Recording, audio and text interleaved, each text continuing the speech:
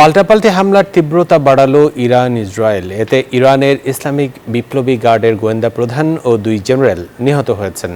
এখন পর্যন্ত 224 জন নিহত হয়েছে বলে জানিয়েছে ইরান। এদিকে ইসরায়েলের বন্দরনগরী হাইফা, তেল আবিব ও নেগেভ বিমান ঘাঁটিতে আঘাত করেছে ইরানের হাইপারসনিক ক্ষেপণাস্ত্র। ইরান বলছে পূর্ণ প্রতিশোধের আগে ইসরায়েলের সঙ্গে যুদ্ধবিরতির আলোচনায় বসবে না তেহরান। এদিকে সংঘাত বন্ধে আশাবাদী ট্রাম্প।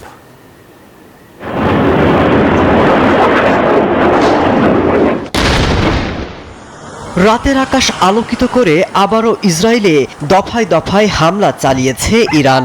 বন্দরনগরী হাইফা, তেল আবিব এবং নেগেভ বিমান ঘাঁটিতে আঘাত করেছে ইরানের হাইপারসনিক ক্ষেপণাস্ত্র। ঘটে হতাহতের ঘটনা।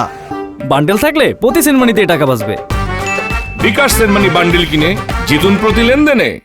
একের পর এক জেনারেল হারানোর পর এবার ইরানের বিপ্লবী গার্ডের গোয়েন্দা প্রধান এবং সামরিক বাহিনীর 2 জেনারেলকে হত্যা করেছে ইসরায়েল। হামলা অব্যাহত রেখেছে ইরানের গুরুত্বপূর্ণ স্থাপনাগুলোতে। মধ্য ইরানের ক্ষেপণাস্ত্র ঘাঁটিতে একাধিক বিমান হামলা চালিয়েছে ইসরায়েল। এমন অবস্থায় ক্ষোভে জ্বলছে ইরান। যুদ্ধবিরতির সম্ভাবনা উড়িয়ে দিয়ে পূর্ণ প্রতিশোধের ঘোষণা দিয়েছে তেহরান। আর দেশ কঠিন সময়ের মধ্য দিয়ে যাচ্ছে বলে ইসরায়েলিদের সতর্ক করে ইরানে হামলা জোরদারের ঘোষণা দিয়েছেন বেনিয়ামিন নেতানিয়াহু। আমাদের এই মুহূর্তে বড় শত্রু ইরান। তারা আমাদের শেষ করে ফেলবে। তেহরান পরমাণু অস্ত্র দিয়ে গোটা জাতিকে ধ্বংস করবে। আমাদের এক হয়ে কাজ করতে হবে।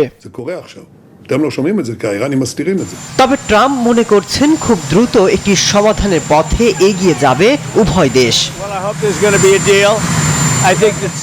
এমন অবস্থায় 2 দেশকে শান্ত করার জন্য প্রচেষ্টা শুরু করেছে বিশ্বের বিভিন্ন দেশ।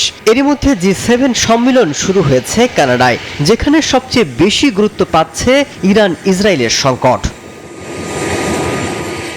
মাসুদ রানা, নিউজ 24।